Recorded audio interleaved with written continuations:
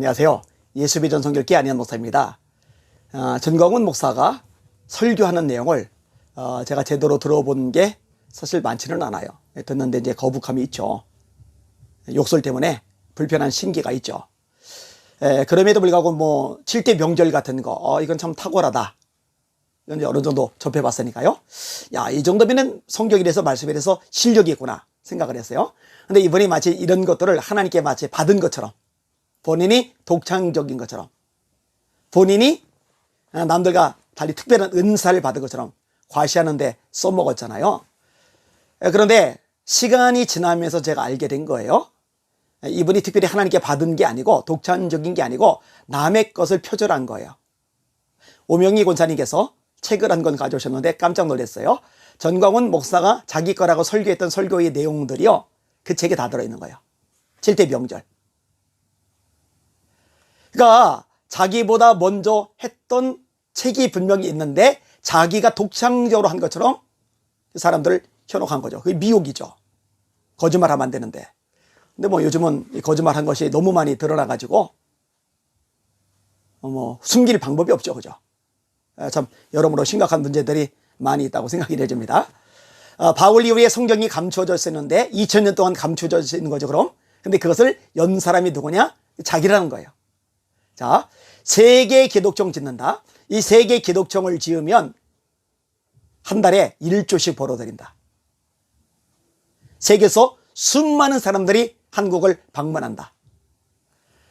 로마의 바티칸도 저리 가라 할 정도로, 만리장성도 저리 가라 할 정도로, 또 메카도 저리 가라 할 정도로 예수님 재림 전에 가장 화려가 아름다운 건물이 세계 기독청이 될 것이다. 요 얘기를 언제부터 끄집어냈는데요, 아직까지도 깜깜무소식이죠. 여러분, 4조짜리 건물을 지으려면요, 설계도면 나오는데도 한참 걸리고요, 건축 진행되는 것도 10년 이상 걸립니다. 그런데 아직 설계도면도 안 나왔어요. 이거 시작할지 안 할지 몰라요. 뭐 경상도 쪽에서 땅을 받기로 했다, 그 신문에 나왔잖아요. 그런데 그 신문 기사가 밝혔잖아요. 경상북도 쪽인가요? 거기서 그런 일이 없다는 거예요. 그것도 거짓말인 거죠. 땅을 주기로 했다는데 땅을 주기로 한 적이 없는 거예요. 자, 그 다음에 더 심각한 게 뭐냐, 이 세계의 기독청이 본인의 머리에서 독창적으로 처음 나온 것이라고 떠들어댔는데요, 그것도 아닌 거예요. 세계 기독청이 이미 나와 있는 거예요. 자, 여기 보세요. 세계 기독청은 이미 시작되었다. 이렇게 해서 신문의 기사로 나왔더라고요. 사단법인 세계 기독청은 이미 창립되었다. 1. 사단법인 세계 기독교 총연합 기독청 고유번호 301-82-83-050. 2. 사단법인 세계 기독청 고유번호 302-82-72463. 세계 기독청 말고 기독청 이름으로도 했더라고요. 3. 사단법인 기독청 고유번호 507-82-72563. 아니, 세계 기독청이 이미 등록이 됐네요. 미리 등록이 됐네요.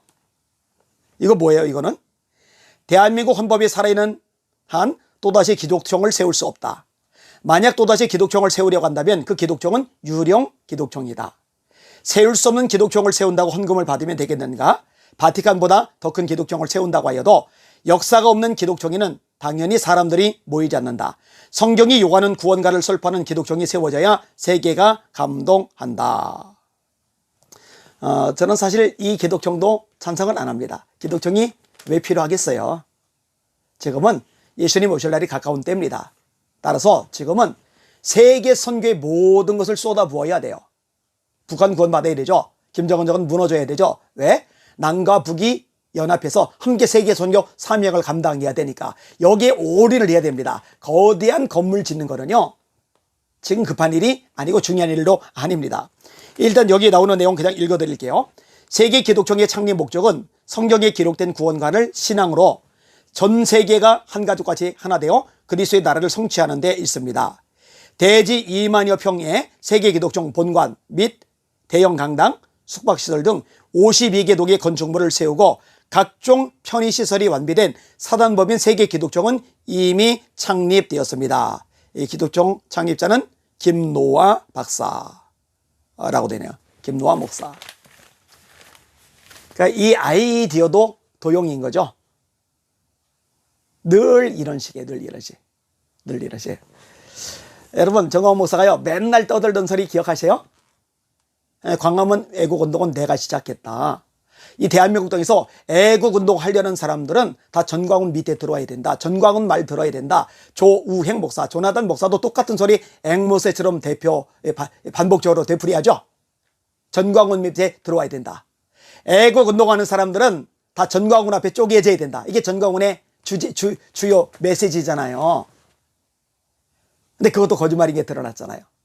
광화문 애국운동은 전광훈 목사 시작한 게 아니더라고요. 참 감사하게도 전광훈 목사가 얼씬도 하기 전에, 나타나기도 전에 이미 한참 전에 광화문에서 수없이 모여서 외치고 싸우던 수많은 사람들을 제가 만나게 된 거예요. 그 중에 몇 사람을 선정해서 제가 인터뷰로 이미 방송을 내보냈잖아요. 그분들이 명명백백하게 밝혔어요. 전광훈 목사 그때 얼굴도 안 비쳤다. 있는지도 몰랐다. 뒤늦게 나타난 거예요. 뒤늦게. 숟가락 얹은 거예요. 그리고 먼저 1세대 진짜 시작했던 분들 감옥도 가고 막 그랬잖아요. 그 빈자리를 틈타서 이것을 집어삼켜 버린 거예요. 사실 박근혜 탄핵이 불법이지 않습니까? 헌법재판소가 미친 짓 했잖아요. 이정미 재판관 역사적으로 죄인입니다. 큰 책임이 있어요. 반드시 대가를 지불해야 됩니다. 불법으로 정권을 문재인이 찬탈했잖아요.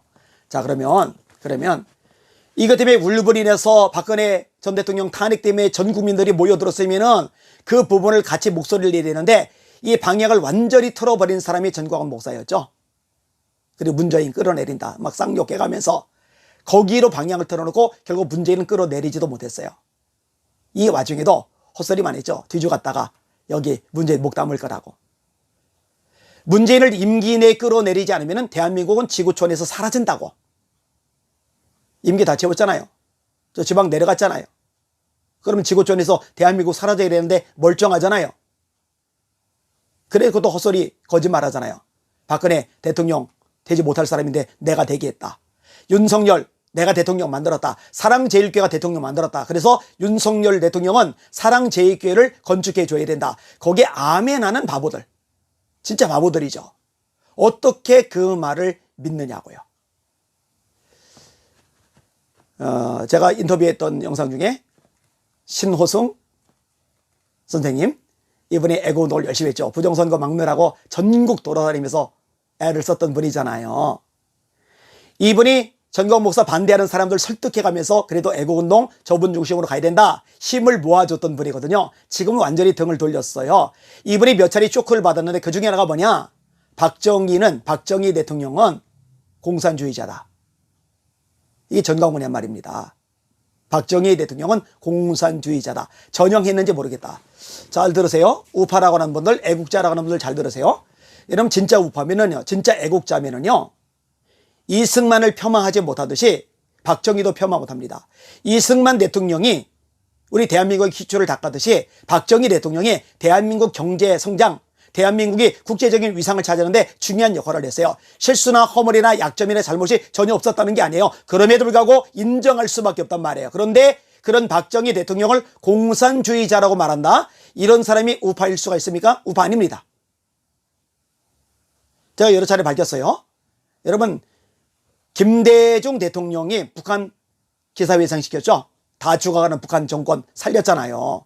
막대하게 지원해서. 그걸로 노벨 평화상을 탔잖아요. 진짜 우파면은요, 진짜 애국자들이라면은요, 김대중 대통령에 대해서 높이 평가하고 인정하는 거는 어렵다고 봐야 돼. 불가능하죠. 그런데 전광훈 목사가 뭐라고 그래요? 김대중은 능력 있는 대통령이었다. 그리고 그 후에 그처럼 능력 있는 대통령이 나오지 않았다. 이런데 우파라고 믿어요? 이런데 애국운동한다고 생각을 해요? 이 가스라이트 된 전광훈 추종자들 정신 차려요. 제발 정신 차려요. 정신 차려요. 여러분들이 하나님처럼 받들은 전광훈 목사가 박정희 대통령을 공산주의자라고 했다니까요. 박근혜 대통령을 조롱하고 모욕했다니까요. 김대중을 높이 평가한다니까요. 제발 정신 차리셔야 됩니다. 눈을 뜰 때까지, 정신 차릴 때까지 계속 알리는 나팔수 역할을 할 겁니다. 참 감사하게도 저 교회 앞에서 시위하던 사람들 이제 법원에서 불법으로 처리를 해가지고 더 이상 시위를 안 하게 됐어요. 뭐 오면은 올 때마다 저한테 100만 원씩 돈을 내야 돼요. 뭐 이제 와도 될 것 같아요. 10명이면 1000만 원, 한 달이면 3억. 3억이 뭐예요? 3억 되겠네, 3억. 그죠? 에휴, 참 한심하죠. 정말 안타깝죠. 불쌍하죠. 하나님, 저희 오늘 불쌍히 여기시고 정광훈 세력 속히 꺾어지게 하시고 전광훈 목사 회개하든지 하나님이 심판의 손을 대시옵소서. 이 기도가 정말로 절실히 필요합니다. 우리의 기준은 전광훈 목사 따위가 아닙니다. 어디 하나님 말씀보다 자기 말 드러난 사람, 그 사람을 취급이라 할 수 있겠습니까? 우리의 기준은 하나님의 말씀 성경뿐입니다.